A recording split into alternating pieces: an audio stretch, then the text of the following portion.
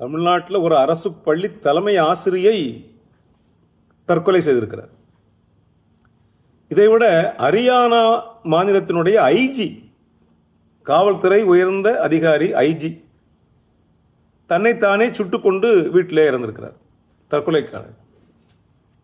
அவருடைய மனைவி ஒரு ஐஏஎஸ் அதிகாரி என்பது குறிப்பு. இவர் ஐபிஎஸ், மாநிலத்தின் தலைமை காவல்துறை அதிகாரி, IG, inspector general of police. அந்த அம்மா ஐஏஎஸ். இவர் துப்பாக்கியால் தன்னைத்தானே சுட்டுக்கொண்டு தற்கொலை செய்ய வேண்டும் என்று என்ன அவசியம் இருக்கிறது?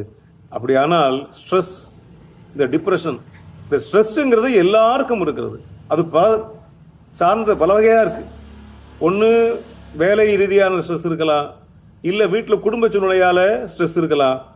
இவங்களுக்கெல்லாம் வசதியும் வாய்ப்பும் செல்வாக்கும் இருக்கே, பிறகு ஏன் செத்து போகிற அளவுக்கு வருதுன்னா அந்த மனம் என்ன சொல்லுகிறதோ அதைத்தான் மனிதன் கேட்கிறான். இருப்பதற்கு லாய்க்கில்லை, இறந்து போ என்று மனம் சொல்லுகிறது. அந்த அளவுக்கு எதையோ செய்கிறார்கள், பிறகு அது ஸ்ட்ரெஸ்ஸுக்கு ஆளாகிறாங்க.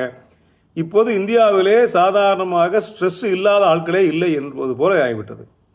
இந்த மனதை இலகுவாக்குவதற்கு ஏதாவது ஒரு பயிற்சியோ அதுக்குரிய இடங்களோ தேடி போக வேண்டும். இது போல் பெரிய பொறுப்பில் இருக்கவங்களுக்கெல்லாம் பல மாதிரி ப்ரெஷர் வரும்.